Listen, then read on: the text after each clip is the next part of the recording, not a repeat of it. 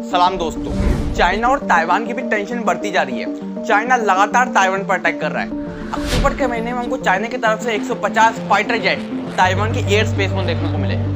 यहाँ तक भी चाइना रुका नहीं। चाइना ने लगातार ताइवान की गवर्नमेंट वेबसाइट पर साइबर अटैक किए, मिलिट्री ड्रिल्स कंडक्ट कराई और मिसाइल की टेस्टिंग की। क्यों चाइना ताइवान को इन्वेड कर अपने देश का पार्ट बनाना चाहता है और इससे चाइना को फायदा क्या होगा? China conducted military drills around Taiwan, coming one day after Nancy Pelosi paid a visit.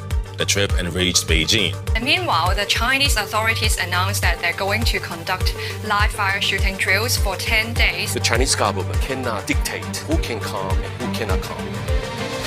Taiwan was never a part of the People's Republic. China और ताइवान के बीच जो टेंशन है वो बहुत पुराने समय से चली आ रही है, लेकिन जब यूएसए इन दोनों की लड़ाई में इन्वॉल्व हुआ तो कंडीशन और वर्स्ट हो गई।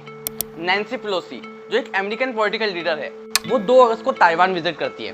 ताइवान के लोग खुले दिल से नैन्सी का स्वागत करते हैं। खुद ताइवान के फॉरेन मिनिस्टर जोसेफ वू नैन्सी को ग्रीट करने पहुंचते हैं। इस विजिट से हमको ये पता चलता है कि यूएसए ताइवान को एक सेपरेट कंट्री मानता है, जो चाइना को बिल्कुल पसंद नहीं है।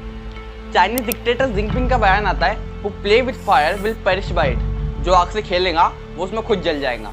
आगे जिनपिंग कहता है कि यूएसए वन चाइना के प्रिंसिपल को फॉलो करे, नहीं तो उसके लिए अच्छा नहीं होगा। फिर भी नैन्सी ताइवान विजिट करती है। नैन्सी कहती है कि ताइवान और यूएसए के रिश्ते और मजबूत हुए, जिससे आगे चल के दोनों ही देशों को फायदा होगा। इसका अपोज करते हुए चाइनीज गवर्नमेंट कहती है कि अगर ताइवान ने आज़ाद होने की कोशिश भी करी तो उसका ये सपना चकनाचूर कर दिया जाएगा। वैसे ताइवान एक सेपरेट कंट्री की तरह ही वर्क करता है। इनका सेपरेट लॉ है, सेपरेट करेंसी है, सेपरेट कॉन्स्टिट्यूशन है। फिर भी बाकी देश ताइवान को एक सेपरेट कंट्री मानते नहीं है। दुनिया में केवल 15 ऐसे देश हैं जो ताइवान को सेपरेट कंट्री मानते हैं, चाइना का पार्ट नहीं मानते हैं। इसके केवल 4 दिन बाद ही चाइनीज डिक्टेटर जिनपिंग ताइवान को ऑफर रखते हैं पीसफुल रीयूनिफिकेशन का। इसमें होता यह है कि ताइवान जैसे आज के टाइम काम कर रहा है, आज के टाइम देश चला रहा है, वैसे आगे भी देश चला सकता है। लेकिन बस ये है कि वो चाइना का पार्ट कहलाएगा। इसके लिए चाइना उनको ऑटोनॉमी भी देगा, जिसको ताइवानी गवर्नमेंट डिनाई कर देती है। अब सवाल ये है कि चाइना को इस छोटे से टापू में दिखा गया और चाइना इसको छोड़ क्यों नहीं देता? इसके पीछे एक हिस्ट्री है जो आपको समझनी पड़ेगी। कई हजारों साल पहले ताइवान की धरती पर ऑस्ट्रोनेशियन ट्राइबल लोग रहते थे। माना जाता है कि ये सदर्न चाइना के किसी भाग से आए थे और ये पहले सेटलर थे जो ताइवान में रहे। इसके बाद चाइनीज रिकॉर्ड में ताइवान के बारे में मेंशन मिलता है हमको 239 AD में, जब चाइना के राजा ने अपनी सेना को ताइवान एक्सप्लोर करने भेजा।